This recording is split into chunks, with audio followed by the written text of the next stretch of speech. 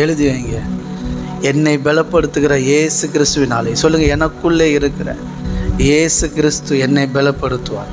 அந்த பலப்படுத்துகிற இயேசு கிறிஸ்துவினாலே எல்லாவற்றையும் செய்ய எனக்கு பலன் உண்டு.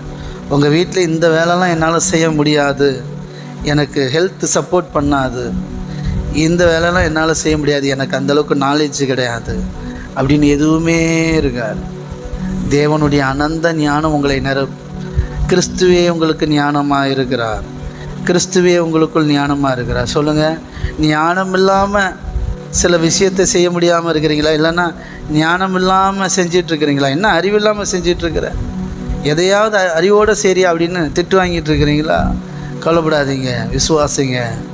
இதையும் என்னால் செய்ய முடியும், இதுலேயும் ஜெயிக்க முடியும். இயேசு கிறிஸ்து எனக்கு ஞானமாக இருக்கிறார்.